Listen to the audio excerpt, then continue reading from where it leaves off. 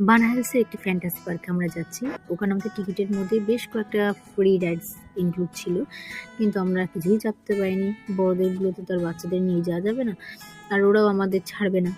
আর তাই জন্য ওদের নিয়ে গেছিলাম একটুখানি ফ্যান্টাসি পার্কে। তারপর ওখান থেকে বেরিয়ে ওদের জন্য কিছু ফ্রি রাইডস ছিল, সেগুলো ওদেরকে চাপালাম। তারপরে ওখান থেকে বেরিয়ে চলে এসেছিলাম আমরা একটা ইন্ডিয়ান রেস্টুরেন্টে। ওখানকার যে শেফ ছিল, মেন শেফ, তিনি দীঘার একজন মানুষ। আমরা বাংলায় কথা বলছিলাম বলে আমাদের সাথে নিজের থেকে এসে কত কথা শেয়ার করলো, কত বছর আছে উনি, কত স্যালারি পায়, জিজ্ঞাসা করছিলাম, সব তিনি শেয়ার করেছে।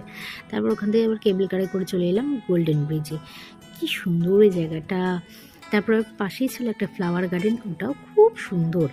আর ওখানে পাশে আর একটা ছিল বৌদ্ধ মূর্তি, বড় একটা বৌদ্ধ মূর্তি, সেখানটায় গেলাম। তারপরে ওখান থেকে আবার কেবল কারে করে আমরা ফিরে এলাম। জানেন তো, আমাদের সাথে একটা জেঠু আমাদের সাথে ফিরেছে, তিনি বহুবার বিদেশ গেছে এবং কেবল কারে উঠেছে, কিন্তু তবুও তার এই কেবল কারে ওঠার ভয় যায়।